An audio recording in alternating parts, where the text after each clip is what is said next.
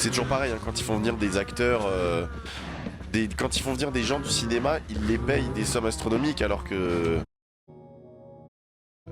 tout pourrait se dérouler sans pression, quoi. Mais moi, en fait, j'ai tout le temps... euh,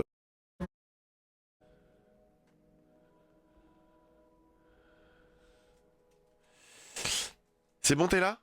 Oh non, il repart. On a Nevi qui fait des allers-retours, qui rentre, qui sort. Le problème, c'est que moi, j'ai un studio pas chauffé. Bon, mes PC chauffent le studio, mais on dirait j'ai une banane. Salut, c'est... Comment il s'appelle? Euh, Le terme que j'ai en tête, c'est Frank Sinatra, mais c'est pas à lui que je pense. Comment il s'appelle, le mec dans Grease, là? Il joue dans Pulp Fiction aussi, là.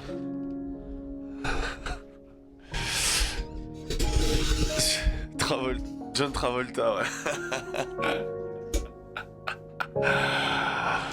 Regardez ça, la banane. Non, Elvis, il aurait fallu que je parle comme ça. Bon, les amis, j'espère que vous allez bien. Pas de multistream, je pense que je vais arrêter ça. Je suis en train de tuer mes réseaux avec les multistreams. C'est un peu relou.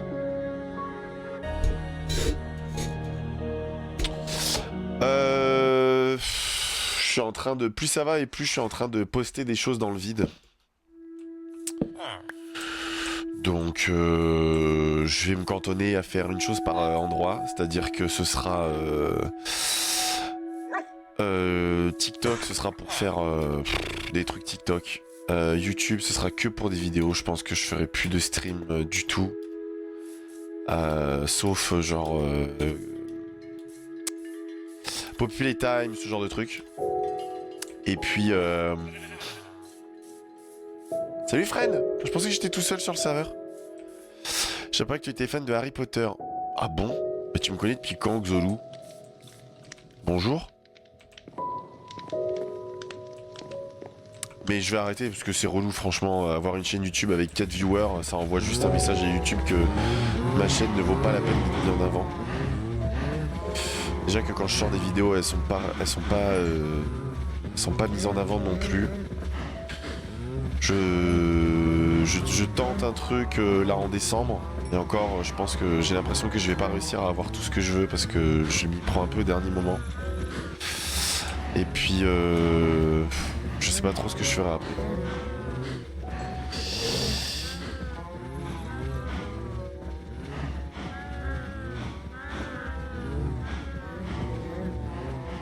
En fait, il y a des fois, j'aimerais tout arrêter.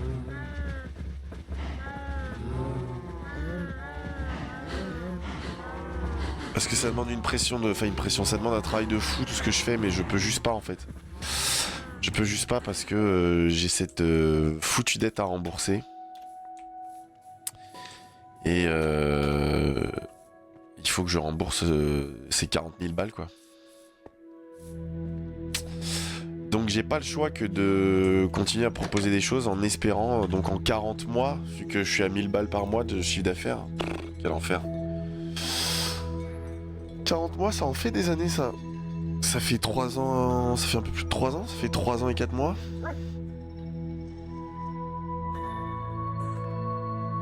Ça va en faire du grind. 3 ans à faire des vidéos que les gens... ne veulent plus voir. Donc ouais.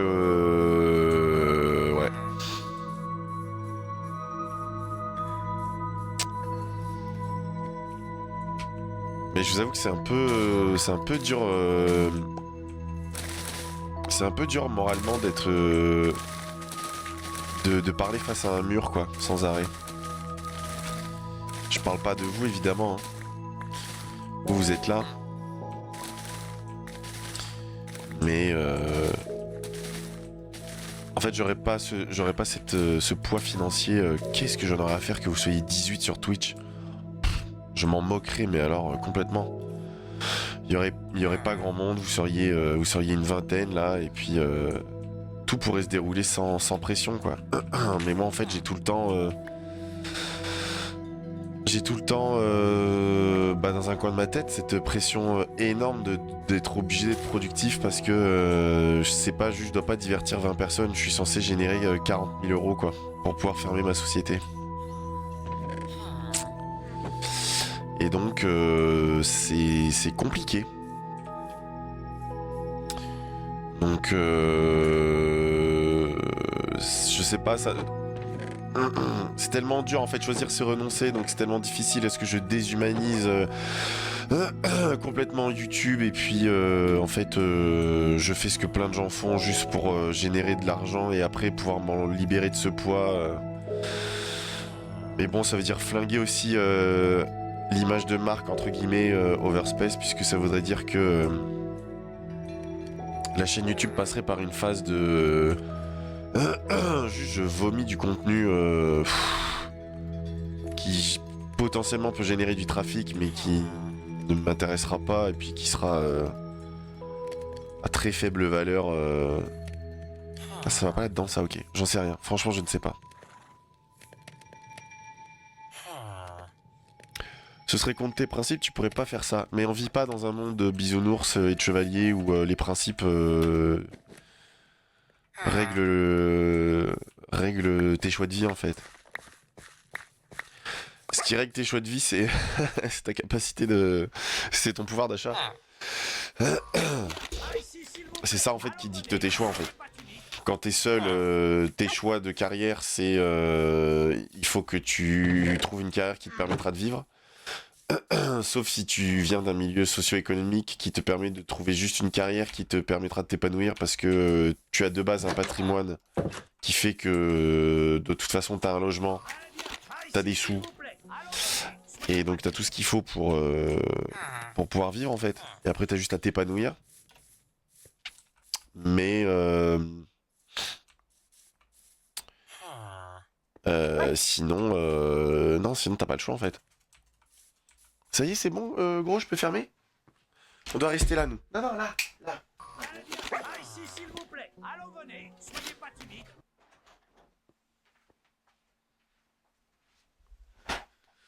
Ça fait bien longtemps que mes principes, je peux pas les écouter. Hein. Je ferai d'autres choix dans ma vie hein, si j'écoutais mes principes. Hein. Les live YouTube short te donnaient beaucoup de vues. Ah non, pas du tout. Non, non. Faire 10 000 vues short, c'est pas du tout beaucoup de vues. Faire 10 000 vues short, c'est comme faire 100 vues YouTube.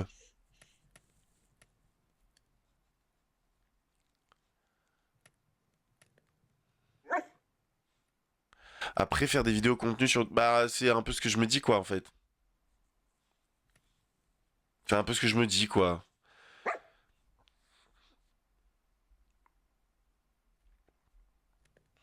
C'est qu'en gros, YouTube, ça deviendrait... cet endroit où... Mais en fait, j'en sais rien. En plus, je peux rien tenter parce que j'ai personne qui me suit sur YouTube. Avoir une chaîne de 800 000 abonnés avec une croissance de plus de 4000 abonnés dans le mois, ce qui est nul, hein, gagner 4000 abonnés dans un mois, à mon niveau, c'est vraiment très très nul. Hein. Je sais pas d'où ils sortent parce qu'en fait, ils sont nulle part, ces 4000 abonnés.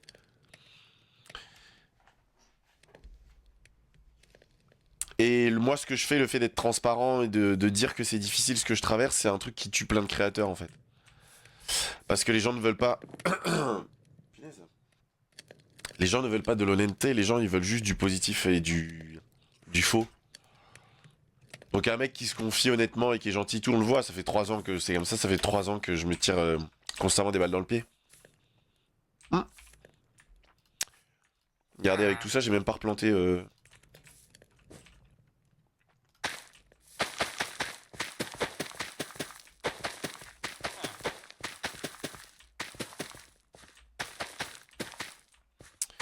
Donc voilà, je ne sais pas.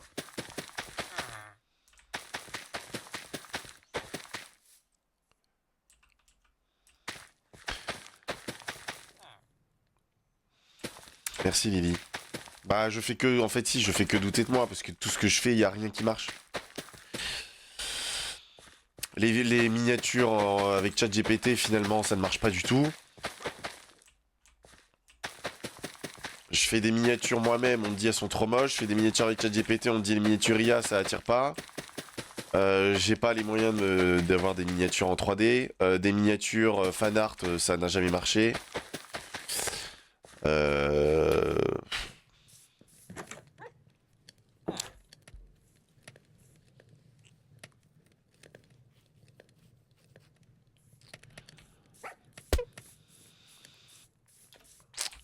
Je pense que si, je pense que je suis pas... Il y a plein de moments où j'ai des moments de lucidité. Vous savez, quand les stars, ils reçoivent des récompenses, genre des Oscars, des Palmes d'Or, machin, et puis qui disent... je voudrais remercier mes proches, mon producteur, et puis ma femme pour m'avoir soutenu dans les gros moments de doute et tout, alors que nous, on voit juste quoi? Nous, on voit une superstar qui sort d'un blockbuster, qui fait des millions d'entrées, qui vit dans une villa et tout. On est là, mais... Comment ça, t'as douté Comment ça, t'as douté? T'es pété de thunes, tu fais un film qui marche trop bien, t'es un super acteur, tu peux pas douter. Donc est-ce que c'est des gens qui sont passés par des trucs comme moi je suis passé? Je sais pas, mais...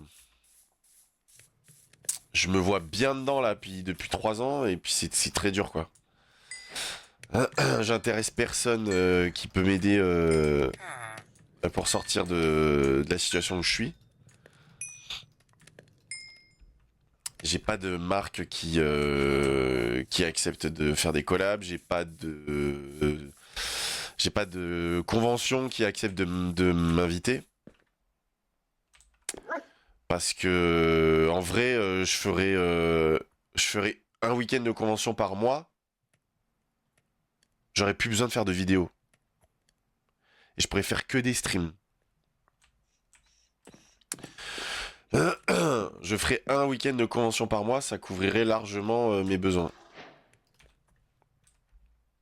Mais pour ça, il faut que je trouve des conventions. Mais à chaque fois que je postule à des conventions, on me répond pas. Celle que j'ai faite à Beauvais, ils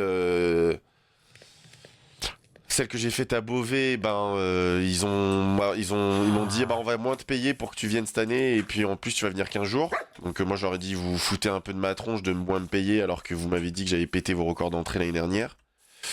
Et le fait de vous dire ça, je me tire une balle dans le pied, parce que les gens ils vont se dire quoi? Ah ouais, mais en fait ça veut dire que si on l'invite et qu'il est ingrat, machin. Voilà, ouais. Il y a d'autres conventions que je fais ailleurs où je prends pas de cachet, parce qu'il y en a jamais eu et je me vois pas leur en demander. Voilà. Donc, bon. Bah qu'est-ce qu'ils font là? Vous êtes des oiseaux les gars? Bah allez, sortez.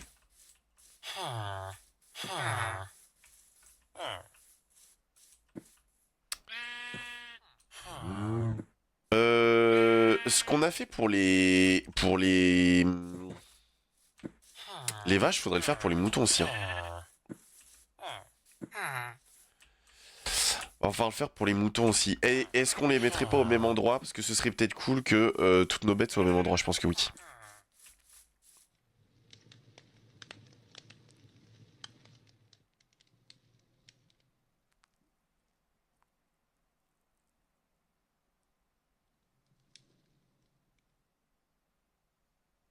C'est parce que tu galères que tu restes humain. C'est-à-dire, Steph? Merci Stéphanie. On est pourtant bien content de te voir à Beauvais. On serait pas venu sinon. Non mais je suis d'accord, c'est pas ça que je suis en train de dire. C'est pas que les gens qui étaient à Beauvais n'étaient pas contents de me voir, c'est la convention elle-même qui m'avait dit, écoute, ce serait bien que tu reviennes, mais on aimerait moins te payer. Bah les gars, je demande pas la lune, hein, comparé aux autres invités que vous avez eus. C'est toujours pareil, hein, quand ils font venir des acteurs, quand ils font venir des gens du cinéma, ils les payent des sommes astronomiques, alors que même moi, à mon niveau, c'est des gens qui ont été moins vus dans leur vie que moi. Je veux dire, moi, j'ai fait 220 millions de vues sur ma chaîne YouTube. C'est énorme. Il y a des acteurs, ils ont pas fait autant de vues dans toute leur carrière de cinéma. Quand ils font genre 15 millions d'entrées, ils sont là, ah ouais, le film a fait 20 millions d'entrées, c'est un beau succès pour ce film français, machin. Voilà. Tu prends un gars qui a fait 10 films dans sa vie, c'est énorme. Un acteur qui est dans 10 films et qui fait entre 15 et 20 millions d'entrées par film. Bah, le mec, il a fait 200 millions de vues dans sa carrière. Moi, je suis à 220. Je veux dire, en théorie, j'ai la notoriété d'un acteur français, quoi, tu vois. Sans prétention.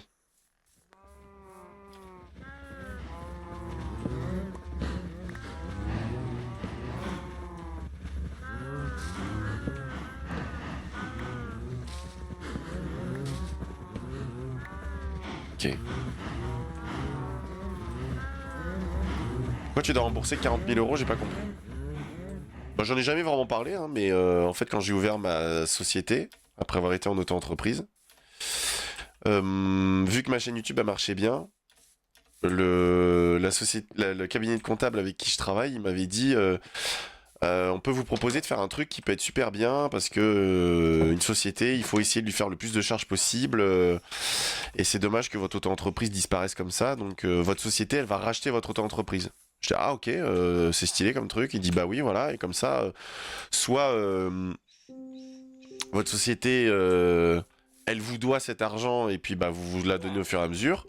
Soit ce qui peut être vraiment encore plus intéressant, c'est que votre société elle fait un prêt. Comme ça, vous en perso, vous récupérez directement cet argent-là, 60 000 €. Et puis la société, elle paye un crédit et comme ça, bah vous, ça vous fait comme si vous aviez obtenu des sous à crédit, mais c'est pas vous qui remboursez, c'est votre société. Et vu que vous faites entre 10 et 15 000 € de chiffre d'affaires par mois, eh ben, ce sera très bien, ça vous fera une charge fixe sympa et vous pourrez rembourser le prêt en 5 ans. J'étais là, bah ok, ouais, d'accord, on peut faire ça. Donc on a fait ça, donc moi j'ai ouvert ma société qui m'a filé donc les 60 000 € à ma personne et à moi-même. Et puis bah après ma chaîne YouTube elle a commencé à moins bien marcher, donc j'ai commencé à arrêter de me payer. Parce que ma société, je payais mon mini maker, je payais Hallucination qui travaillait avec moi. Et je voulais pas leur couper leur salaire à eux, donc moi je me suis dit bah je vais arrêter de me payer moi et je vais continuer de payer mon mini maker. C'est un mec qui vit au Brésil, je le paye avec un salaire qui correspond à un salaire européen, donc il se met super bien, je peux pas l'abandonner comme ça et tout. Donc je l'ai gardé, et puis après au bout d'un moment je pouvais plus tenir, donc Hallucination, j'ai dû lui dire bah écoute je vais devoir genre te renvoyer. Donc bah, on a fait une rupture conventionnelle je crois, ou je sais plus, je l'ai licencié même, je sais plus ce qui s'est passé. Et puis après mon miniaturiste, je lui ai dit écoute gros, je suis désolé mais je vais pas pouvoir te garder, je fais clairement plus assez d'argent. Et vu que moi je me payais plus, bah, les 60 000 € que j'avais touchés en revendant mon auto-entreprise, bah, en fait je les ai utilisés pour vivre pendant 2 ans. Donc 60 000 € liquidés sur 2 ans, ça fait 30 000 € par mois. Ça fait 30 000 € par an. Ça fait moins de 3 000 € par mois. Donc c'est pas rouler sur l'or hein, de faire ça. Hein. C'est ok. Hein. C'est genre peut-être 2 700 € par mois, un truc comme ça. À 4 à vivre dessus. Hein. Donc 2 700 divisé par 4, ça commence à plus faire beaucoup d'argent. Sachant que moi à l'époque j'avais ma maison. Ma maison, on avait le prêt de la maison, plus toutes nos factures et tout, enfin voilà. Voilà les gars, donc bah moi ces sous là j'en avais besoin pour vivre, donc on a vécu avec. Puis quand on a pu, quand je n'ai plus eu, bah on a dit bah vas-y bah on vend la maison, donc vraiment genre giga défaite quoi, pour moi en tout cas, giga défaite, ne plus pouvoir faire vivre Hallucination et mes enfants grâce à mon travail.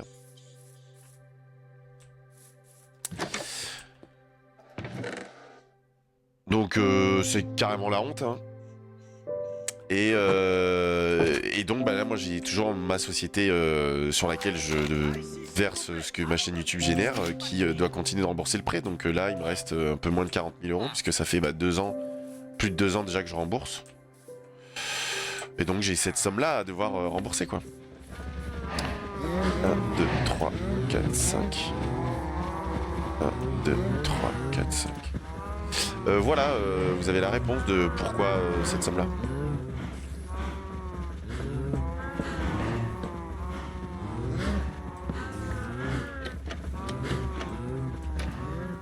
Un, 2, 3, 4,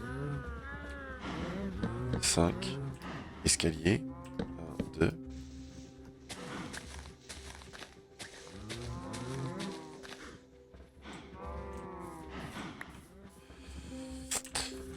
Trois, 4. Ok, c'est triste ce que tu nous dis. Ouais. Bah ouais.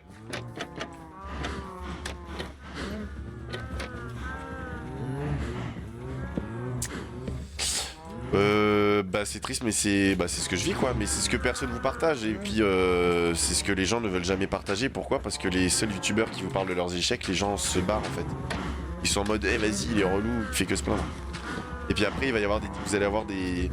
On swear Romain, et après vous allez avoir des gens qui vont se plaindre aussi que tous les youtubeurs c'est des menteurs, ils ne partagent que... ils font croire qu'ils ont la belle vie alors que ils ont des problèmes, ils pourraient les partager, ça les rendrait humains. Mais quand tu partages tes problèmes et donc que t'es humain, les gens te fuient. Parce qu'en fait les gens ont déjà suffisamment de problèmes, et donc ils veulent pas un divertissement où quelqu'un galère. Parce qu'en plus on est en France, donc on me dira « Ah t'avais qu'à pas vivre au-dessus de tes moyens, machin », alors que j'ai jamais vécu au-dessus de mes moyens. Voilà. C'est pas honteux, comme tu l'as expliqué, si tu avais pas essayé, tu aurais regretté, et il doit y avoir un bon quand même dans tout ça. Les rencontres et autres. Bah il y a un bon oui et non, parce qu'en fait, des gens qui étaient censés être mes amis se sont barrés. Et ils m'ont même sorti une phrase en me disant on préfère ne plus être amis avec toi maintenant plutôt que de te voir échouer publiquement, te ridiculiser publiquement ou je sais plus quoi, enfin genre un truc que tu dis pas normalement quand t'es ami, mais en fait c'est voilà, c'est le principe des... C'est le principe de beaucoup d'êtres humains malheureusement, il y a plein d'êtres humains, comme tous les gens qui ne viennent plus sur la chaîne en fait finalement, c'est... Beaucoup d'êtres humains ne seront pas avec vous dans les moments difficiles, hein. C'est pour ça que normalement, le mariage, c'est contractualisé ça. Parce qu'en fait, ça fait des milliers d'années qu'on le sait. Que s'il n'y a pas un contrat qui nous oblige à rester liés à un autre être humain dans la difficulté, les gens se barrent. C'est très rare les gens qui restent unis dans la difficulté.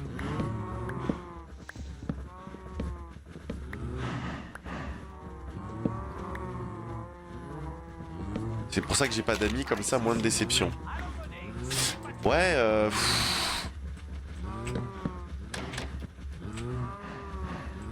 ouais, je sais pas si...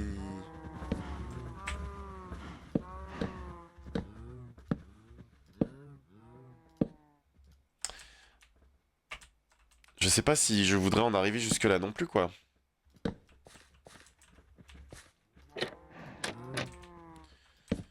En fait, la vie est faite de déceptions, de toute façon. Mais plutôt que de fuir toute création de liens et interaction avec d'autres êtres humains parce qu'on a déjà été déçus. Parce qu'en gros, c'est pour moi, ne plus vouloir se faire d'amis parce qu'on a été trop déçus, c'est comme ne plus jamais monter sur un cheval parce qu'on est trop souvent tombé, quoi. En fait, au bout d'un moment, et c'est le discours que vous me tenez en me disant il faut tenir bon, tu verras, ça va aller, nanana. Au bout d'un moment, c'est pareil. Tu trouves des relations, tu crées des relations et tu en tires des leçons. Moi, si tu veux, et tu les connais, tous ces gens qui se sont barrés en plus, c'est ça qui est très intéressant. Mais si tu veux, moi, si je devais prendre du recul sur pourquoi tous ces gens-là se sont barrés, avec plus ou moins de méchanceté en plus, hein, pourquoi ils se sont barrés, et je pourrais te dire, la faute que j'ai eue, c'est que je n'ai pas retenu la leçon que dans ma vie, je me rends compte que je suis un des rares à accepter et comprendre que un ami, je puisse ne pas être sa priorité pendant des